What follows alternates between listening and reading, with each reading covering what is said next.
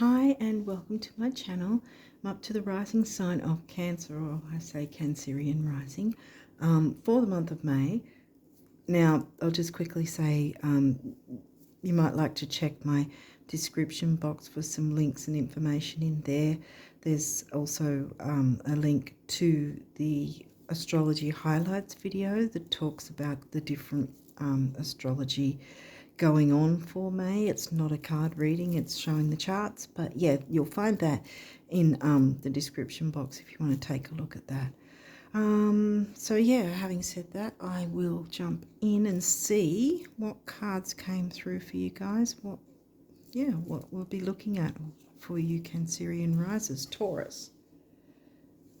Okay, Taurus is in your 11th, friendships, social circles, hopes, wishes, dreams.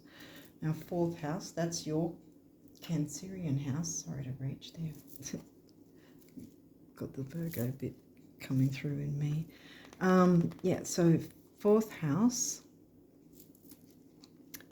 is in Libra. Ooh, new moon. Okay. In this particular deck, when I used to use the book, it would say that this was one of the auspicious cards, as in it's meaning there's a lot of good luck. So, yeah, 4th house, Libra and Taurus in the Cancer Aquarius houses. Friendships, feeling like home. Let's keep going and see if we can get something. Oh, someone else got the eclipse card as well, and this one's a good one, bringing in the new. And look, I just finished saying this is known as, in this particular deck, it's known as one of the auspicious cards, a good luck card, and then you've got massive good luck with the eclipse. Okay, that's what I want to say anyway.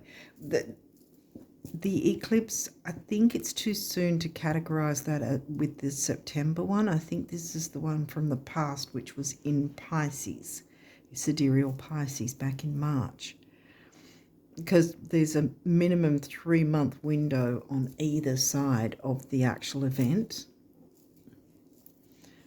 where we feel the energies, and it seems that they're coming through for you. Oh, whoa, you've got both. Okay. Damn, right next to each other. Okay. Normally, if this guy comes out on his own, it's like a big deal in that it's letting go of what you're... I think it's still about that in a sense, but if this guy came out on his own once I've covered all these cards, this deck, this particular deck, then it'd be a different story. But because you had the new moon eclipse coming first, even though chronologically, if you want to put it that way, back in March, the full moon eclipse rocked up first, and that was in sidereal Virgo. This one was in sidereal Pisces. So I would normally, as I was going to say, I would normally say, oh, what are you hanging on to that you really have to be brutally honest about? Is it helpful or harmful? And, can you make yourself stop clinging onto it? Because otherwise the eclipse will just rip it out from under you. The other thing could be that this perhaps has happened, but now there's an opening to start something just as big but new in a good way. So you've had the crappy bit and now the new, because I'm feeling like these guys came out first, right? So which gives me the idea that this is the more potent energy coming through rather than this guy. So either any crap that may have happened has already happened, or you're in the throes or in the middle of letting go of something that's not really to your benefit, to put it bluntly or nicely. Not bluntly. Bluntly is being brutally honest with yourself before the eclipse, full moon eclipse is brutally honest with you, you know. The lunar eclipse is the big bad. But the solar one is the bringing in the new in a powerful way. And like I said, there's more of the new moon energy coming through than the full. Eros. Taurus is in the 11th, so we haven't got the 7th house. There's two things about this. Either it has something to do with sexuality, which Eros does, or it's the creativity side of the sexuality, in that perhaps fixing up, you know, because you're maneuvering something out of the way to bring in something new. So it's perhaps a way that you a way that you experience or your creativity, or a way that you put across your creativity, put it out there or whatever, like art or something like that. We didn't get... Well, we got Pisces eclipse, because I was going to say art, Pisces. Now, also, because we started off with Taurus, because I'm talking about the sidereal signs. I follow the sidereal system of astrology, which is why if a reading doesn't fit, check out the one before it, because it's most likely going to be the one you know. Normally sometimes it can be two signs separating tropical from true sidereal, but most of the time it's one. So this new moon will be in Taurus, sidereal Taurus. Tropical might be saying Gemini, but it's actually Taurus, because true sidereal goes with the actual size of the constellations as you'd see them through a telescope in the sky, like the correct placements. Because tropical follows the seasons. It doesn't actually follow where things really are located in the skies. So when it says it's in this, it's in that, it's not actually there at all. Sometimes because both Pisces and Virgo constellations are really massive constellations compared to some others, like the Cancer constellation is very tiny, you know. So sometimes it will line up where tropical and true sidereal are having the same sign at the same time, but they're different, different degrees. Series. Nurturance, mothering. Creativity, nurturance, mothering. Womb, I'm getting.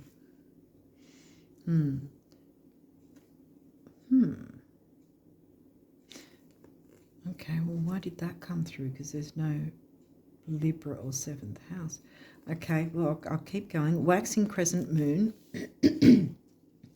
So new moon. Again, we've got more new moon energy. Like I said, it's focusing on the new moon rather than the full moon eclipse. And I think this is just if you're in the middle of letting go of something, or it's saying there is something you need to let go of so that you can bring in the creativity in a nurturing way. Yeah, maneuvering it around so it works in your favor and others. So this is also new moon energy, because it's the window, the 3-day window. There's the new moon, which is on the 27th over here. I think UK and US may have it on the 26th, but I can't remember because I don't remember the exact time. But yeah, so over here it's the 27th it'll hit. So from the 27th to the 30th is that time frame. If you're perhaps in the US, it might be 26th to the 29th. that time frame, so that might be significant.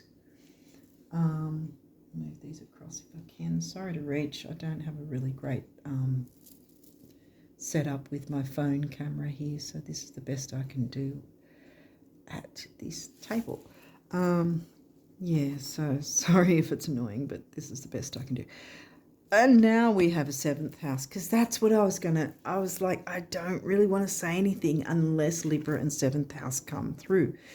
Libra or 7th house, I should say, because that's not, that's in Capricorn for you. I think, yeah, Capricorn's in your 7th, which can have a serious undertone to, or a work tone to relationships, you know, because Capricorn's the career ambition or some sort of thing involving ambitious undertakings, I don't know, ambitious activities or whatever. Take it as it resonates. I don't know what exactly do you want me to say about that, Spirit? But I was thinking on the lines of bringing in the new, as in birthing or creating either a child or some sort of work thing, because we've got groups and social circles, home and family, Taurus and wasn't that Libra? Yeah, so we already had Libra and now we've got the Libra house. Yeah, so that's where it was sort of, I was thinking, is this, if it's not a child or children, it's a new idea or a new business or something, you know, like sometimes what people will call their baby, as in the new business, whatever, it's their baby kind of thing. It means a lot to them, it's important to them, you know, that sort of thing. It could be something like that. You've got one of these cards. What does this say? The Sun. Your immortal spirit, purpose and destiny is involved. I think,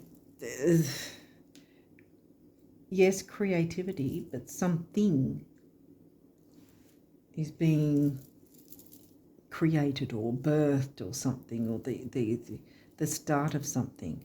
But something else has to be cleared away to make space for this. Because look, new moon, new moon, new moon. There's lots of new moon energy.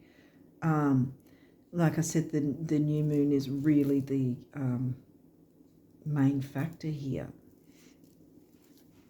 The main focus. First house, your rising sign, self, pretty much. And then Gemini is the 12th house. So now we've got the Pisces house, the butterfly. And Pisces, yeah, so the Pisces eclipse was in your 12th. So we're talking about spirituality and art, beauty, psychic ability. I was going to say ESP, but I was thinking of something else. What's it called again? Empathy, being an empath, sort of empathic. That sort of thing as well, because there's the nurturance side of it. Some sort of nurturing the creative side of things, I think, in some way. Now, this is your first house again. Now, this is, you're being the doula, mothering, nurturing.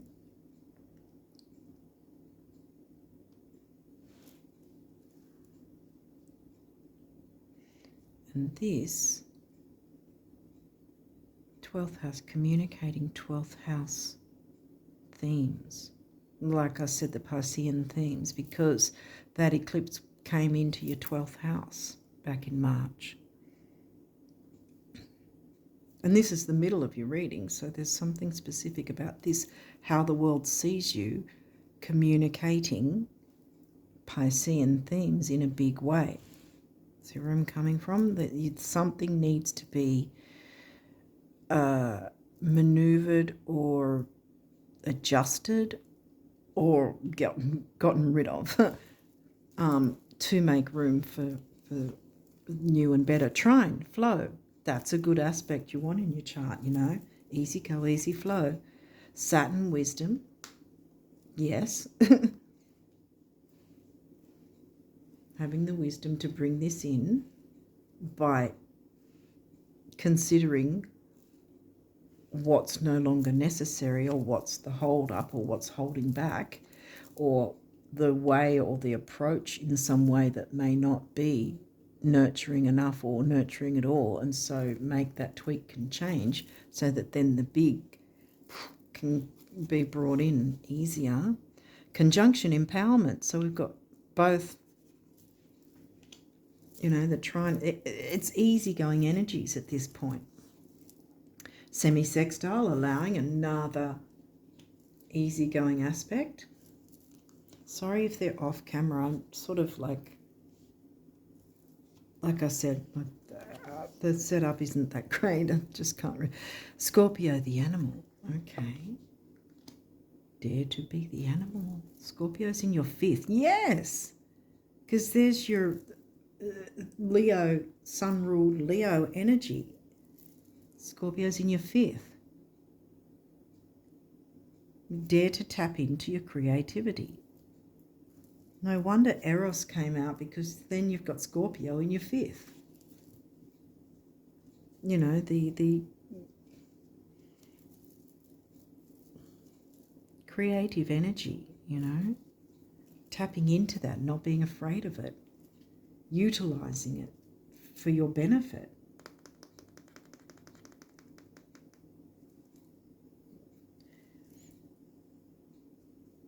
Someone else got a similar reading about bringing in something new in a nurturing way. Pretty sure they did. Can't remember who though. You've got a few of these, so there may or may not be reversals. We'll walk through it if there is. Oh, okay, straight away. So this is 8th house, the Scorpio house. So we've got the Scorpio sign now, we've got the Scorpio house. Now, it says mystery, but it is in reverse. So I'm getting, well, it could be one of two things. I was thinking firstly that it's not really a mystery. You know what this is. Or it's a mystery because you've held back from allowing it to come through. Or it's a mystery because that hasn't been let go of so that that can come through, if that makes sense. Okay. Pisces sensitized. Well, here we go. In the 12th. The Pisces house.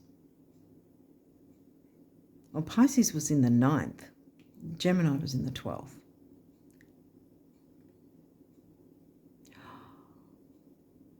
Pisces themes.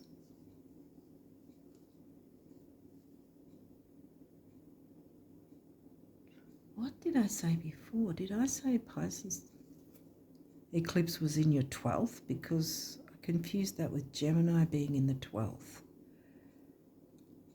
Because the Pisces is in your 9th. Expansion and growth, the Sag house. Yeah, I think I've been saying it was the 12th. It's not. It's the 9th. Gemini's the 12th. But yeah, this was still applicable because it's in the 12th Pisces house. But the eclipse was in your 9th house, which is about long distance travel, communication. Taurus is in your 11th, which is the friends, social circles, the Aquarius house.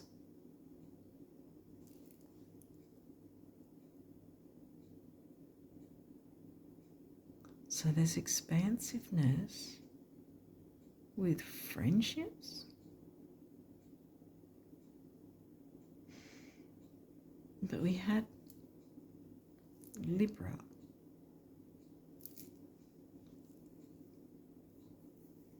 Maybe it's expanding and growing your family or a family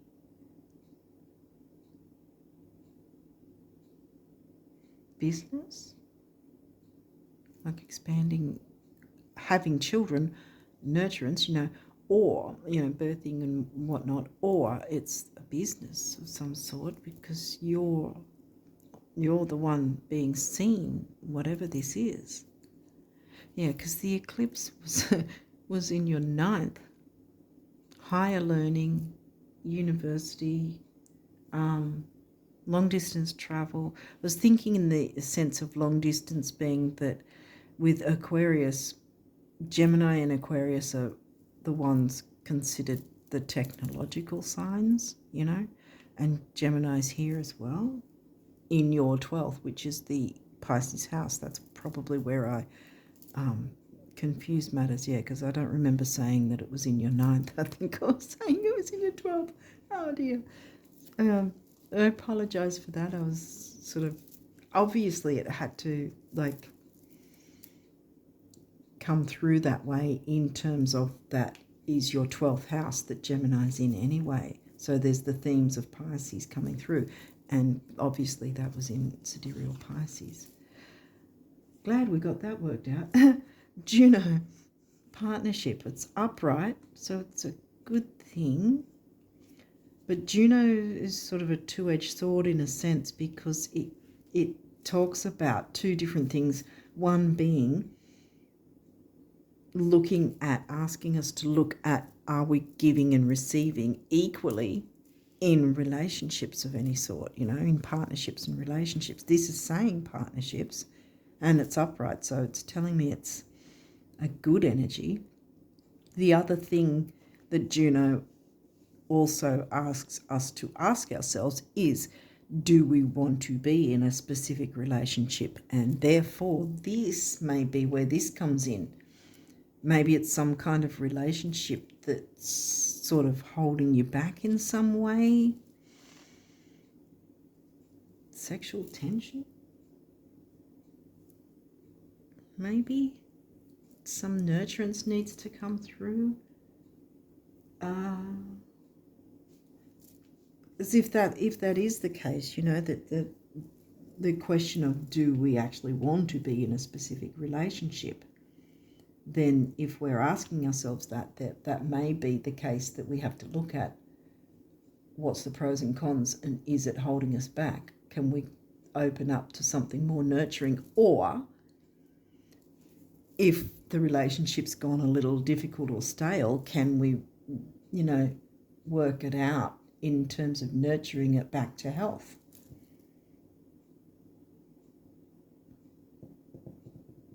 Because we've got home family, so there's something to do with feeling like home if it's not necessarily home and family. And it is in the Libra sign, so there's the relationships coming through, definitely. Relationship, and technically relationship as well. And you, the family sign. Okay, what else? 7th house relationship. Okay, just pointed it out. It's upright. That's a good thing. 6th house, sustainability, another upright. So that's a good thing, that there is a measure of whatever this is sustainable with friendships, groups, social circles. And you can have members of a family that you feel a friendship kin to, even if they are blood related, You can get along with some siblings or other family members. Sometimes you're more closer to ones than other ones and so forth, that sort of thing. But this is still giving me good energy. And really the first thing I got from this was the idea of making sure you're giving and receiving equally, rather than the question of, is something holding you back? But for some of you, there may be that question of, is there something holding you back? Or either a dynamic within the relationship that needs to be dealt with, or, going separate ways if that must happen. But, the idea of the full moon eclipse is being brutally honest with yourself before it is brutally honest with you and rips everything out from under you. And then Believe me, it's a horrible experience. I've had it a couple of times and not that long ago either. So where you can do the work yourself and be brutally honest, that's really the better way to go. But it could just be about making some tweaks and changes to bring in more nurturance, to bring in something big and powerful and new in a big way. Okay, what's this guy? Neptune vision. Hold your vision. What is your vision? And Neptune rules Pisces. 12th house here and 9th house there. Expansion and growth. And the 9th house is Sag themes, and the Sag sign is ruled by Jupiter, but also Pisces shares Jupiter and Neptune. So there's that nebulousness, that expansiveness, bringing in there's a lot of Pisces here, bringing in a lot of the Pisces themes. Whatever this is that you're wanting to make change with, it's got there's a lot of Pisces themed things that are going to be very helpful for you. And this was in Virgo, so that it's sidereal Virgo. That gives me the idea that, because this is also giving me Virgo because it's the Virgo house. So the idea of cleaning up whatever this is, or making tweaks and changes, adjustments, whatever, so that you can be in a healthier setting. Make things sort of healthier in some way and more nurturing, so that you can bring in whatever this is that you're wanting to bring in, if that makes sense. Okay, so now we've got the numerology, so let's jump in and follow your dreams. What's your vision? Bam. Turquoise is a healing colour. Then we've got the heart chakra. Well, it's about relationships, clearly, of some sort. Something to do with nurturance, whether it's group or introducing someone else to a part of a group, or having a child, bringing a child into a group, like a family. Or, like I said earlier, with starting a business of some sort, or some sort of service or something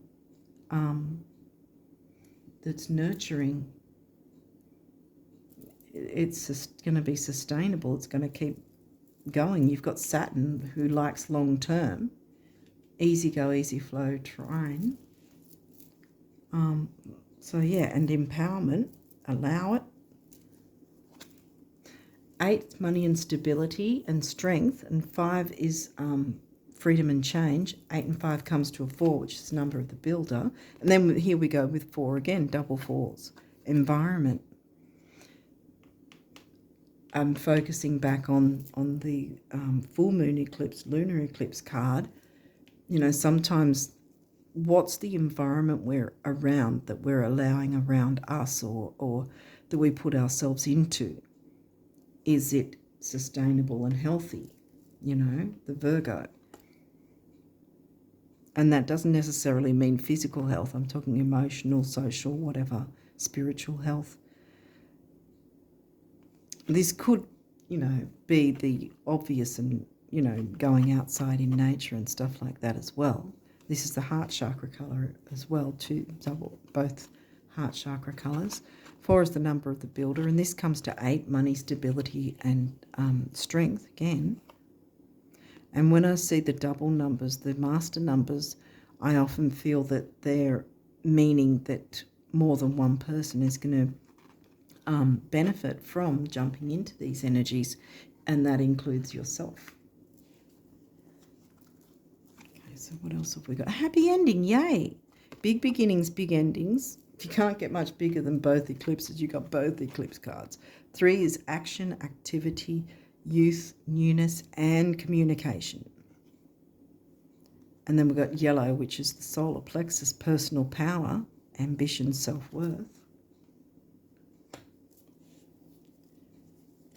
Okay, manifestation, and 8 again. So you've got 4s and 8s mostly. Heart chakra color again.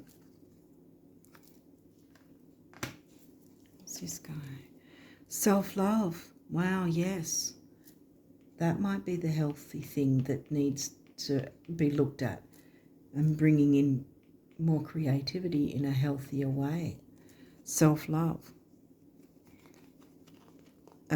Throat chakra, blue. Base chakra, grounding, stability and security. And mixing the two, communicating, grounding, stability, security kind of thing I'm getting. 6, temporary opportunity, also focus, detail and dignity. And this is emotional vitality and personal power, number 1. 6 and 1 is 7, mind and creativity. So putting your mind to something that has to do with relationships. I think it's more, I know I said the negative side of it, but I think it's more about just making sure there's an equal give and receive. And perhaps that hasn't been happening, and that's what needs to be looked at, and bringing in the creativity in a nurturing way. Okay, what does this one say? Something wonderful is happening for you right now. From me, the universe. Wow. Yay, that's pretty good. Yes. That's what you want. That's good to hear. That's good news. That was quick. The only economy that matters and can actually put money in your purse, your wallet, or the cracks of your sofa is the economy created by your thoughts, words, and actions. Every day someone new near you becomes a millionaire. Next, the universe. Thank you, next. I want to say with that, because I think that also may be something that perhaps you've been taking on. Perhaps there's been some form of negative thinking that you'd need to sort of look at that yourself and put more nurturing thoughts and more nurturing environment, being around more nurturing kind of groups, people, social circles, whatever it is. Remember, the 11th house came through first. Okay, so the guardian angels, what? Positive change. Dare to be different. When you are criticized, remember that you will never please everyone. Here we go with the eclipse and the Eros. You'll never please everyone. Many brilliant and gifted individuals were not fully appreciated or understood in their own lifetime, yet it is often they who have sown the seeds of change. Yeah. Okay, this one says, courage, dare to be different, to make mistakes, create, for it is in creation that you exist. See, create. I knew it was a big create thing. In this world of dreams that stem from the heart, from the eternal heart, you are one with all creation. All is possible. Go forth and be true to yourself, true to your vision. Yeah. For it is only through being true to you that you can be true to others. Self-love. Bam. Yeah, it's right on self-love. And last but not least, self-criticism. We, your angels, ask you to please be more compassionate towards yourself. There you go. Clear that up first so you can open the way for big, new, more nurturing, more happier environments to be around, and people, nurturing people as well. Friendships and stuff for you. Observe the times when you have critical thoughts about you and make an effort to replace these negative thoughts with positive, loving ones. You are a wondrous being of light. Even if at times you think you are less than perfect, remember that God and divine perfection exist in all things. Yeah. Get rid of the criticism, and I think that's what that is about. Looking into it that way so that you're the one using the lunar eclipse energy to clear that away so that you can bring in more nurturance, better, like nurturing experiences, and being able to bring in your creativity and have a vision for that, you know, maybe have more freedom. Yeah, freedom with bringing in creativity, because this was in your ninth. Yeah, Pisces was in your ninth, Pisces eclipse, and the Virgo eclipse was in your third, which is about communicating. So yeah, communicating your vision. Yeah, communicating your vision, being open to your vision. Don't hold back. Because the manifestation card is here. Positive change, happy ending. Have the courage, because it's all here ready for you. Bringing in the new in a really big way. Lots of nurturing in a healthy way. Yeah. Okay. I think I'm going to leave it there. I really hope it's made some sense to someone out there. But yeah, I'm going to leave it here and wish you guys all the best of luck with May and onwards. And until next time, bye for now.